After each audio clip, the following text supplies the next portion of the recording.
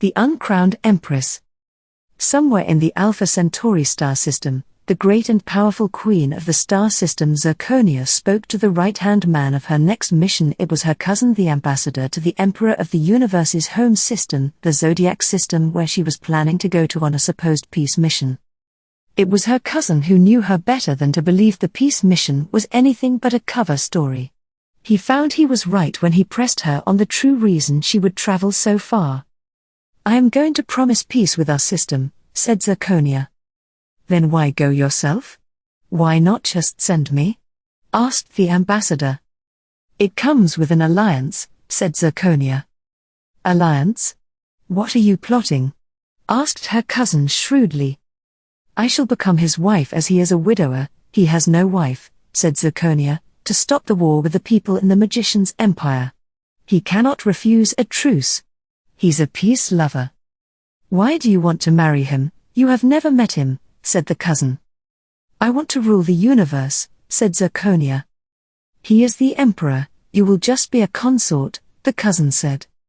"I plan to kill him on our wedding night," said Zirconia. "Then you would be the ruler," said her cousin. "Yes," replied Zirconia, smiling. Many light years away on a small, almost insignificant planet, the home to the emperor and his family, the magicians. They called it the Earth. The emperor was its king, but he was also the emperor of the universe. Zirconia traveled to the Earth and sat impatiently in a small theater's auditorium waiting to see this emperor, who she had set her mind to marry, and when she wanted something she was accustomed to getting it. The red stage curtains opened, and dressed in his regal attire, she saw him, the celestial emperor. She thought he looked handsome for his species. She was another species. "Welcome to the intergalactic conference of the Silver Empire. I am Sapphirus Argent, Emperor of the Silver Intergalactic Empire," said the celestial emperor to the people at the summit into a microphone. "Hail Sapphirus!" Voices shouted from the crowd. Behind Sapphirus stood his son, Dark Star or Verisite Argent, otherwise known as Valentine Alexander, the Raven or Verisite's wife Larimar, known as Laura Alexander. Sapphirus's daughter Sapphira Merlin was there, but almost unseen was the wife of Sapphirus's grandson Alexandrite, called Anates Argent, who is called Angela Alexander by humans. Lastly was the enchanter or Lakelandite Argent or Lancelot, Alexander the great-grandson of Sapphirus and bodyguard. "I would also like to thank my brother Rodonite and great-grandson Lakelandite for organizing the security." "Are you sure you still want to marry into that family?" asked her cousin quietly. "Yes, it won't be hard, either he takes me or people die," replied Zirconia. Her cousin wondered if he should betray her. Later there was a grand masked ball in another part of the theater where the royal family and guests mixed to play and discuss politics. While the celestial emperor was dancing with Anates, the wife of his grandson, the fugitive deposed former emperor of his local system, Zirconia and her ambassador interrupted his dance. "Hail, my emperor," said the ambassador. The emperor stopped dancing. "Hello, who is this young lady with you? I haven't seen her before," said the emperor. "My cousin Zirconia, the queen of Alpha Centauri star system. She wanted to meet you," said the ambassador. The emperor stood up straighter. He looked taller and slightly intimidating. "Oh. Hello, your majesty, nice to meet you," said Sapphirus. Anates looked curiously at her. She had not seen a female from that system before. "This is Anates, my grandson, Alexandrite's wife," said the emperor. Anates tried to talk to Zirconia, who ignored her. She was nothing. "I came to see you, Emperor Sapphirus, not your little minions," said Zirconia. "She is not a little minion, she is," snapped the emperor, who was interrupted by his great-grandson, who appeared out of nowhere, startling Sapphirus. "Stop doing that. I nearly had a heart attack," protested the emperor. "Hello to you too, Gramps," said Lakelandite sarcastically. Zirconia's cousin looked nervously at Lakelandite. Zirconia jabbed her ambassador in his side with her elbow.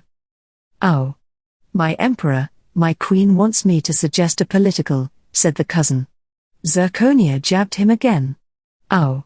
Offer a peace offering? Said the cousin. We aren't at war, said the emperor. Oh, huffed Zirconia, fed up with her minion's nerves. I want to make a peace offering. It's marriage to me or war with my people, said Zirconia. The emperor and his grandson's wife looked shocked. I cannot accept your offer, said the emperor, looking at Anates shocked. Do not bring it up again, said Lakelandite shortly. He is not married, he must take me as wife. No one ever refuses me, ordered Zirconia. You are the last woman in the universe I'd take for a wife. You are a tyrant, said the emperor to Zirconia, walking away with Anates to find a room. She was very distressed. Lakelandite stood arguing with the ambassador. Zirconia followed the emperor to demand he take back the insult to her.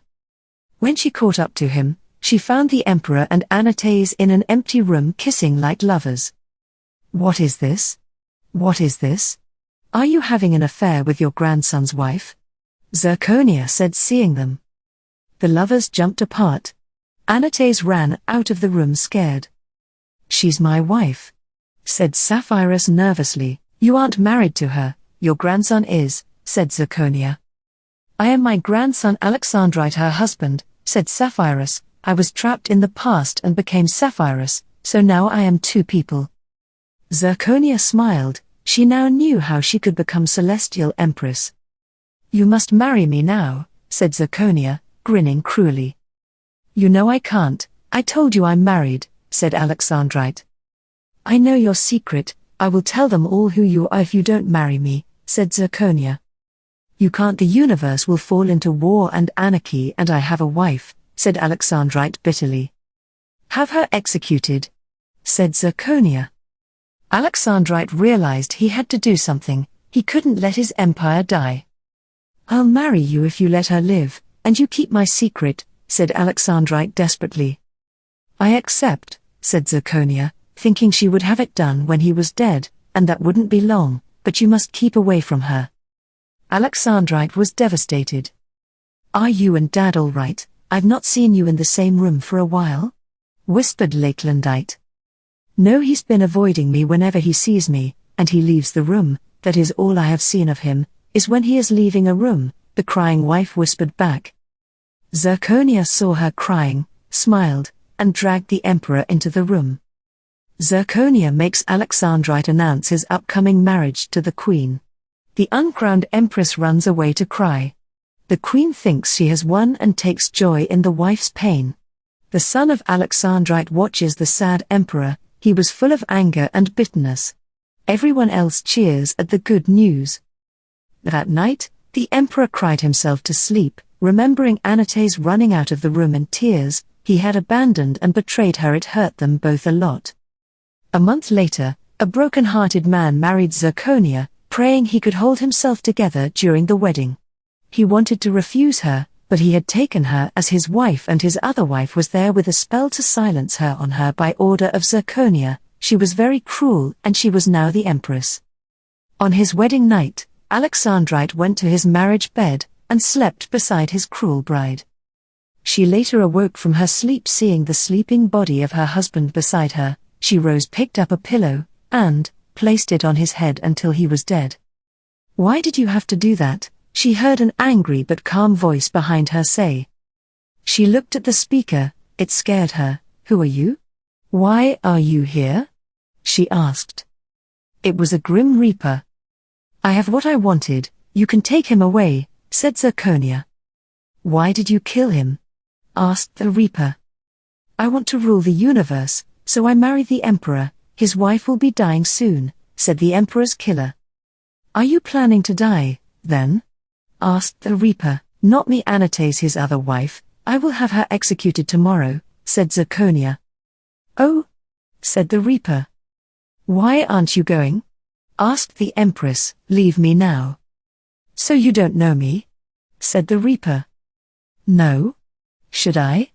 Asked Zirconia. The Reaper disappeared into thin air. You don't know of my curse, said the dead emperor as he rose from the bed after the Reaper disappeared. I die only to come back. How? Asked the now empress. I am a Grim Reaper, said the emperor. He called for Lakelandite his son, who grumpily appeared. The Emperor tells his son she killed him. Lakelandite took her translator away so she couldn't talk, and she was executed by Lakelandite himself. The Emperor and his wife Anates could be together again, if only in the shadows, but they were happy. The Emperor was now ruler by marriage of Zirconia's system, and his own a win-win for him.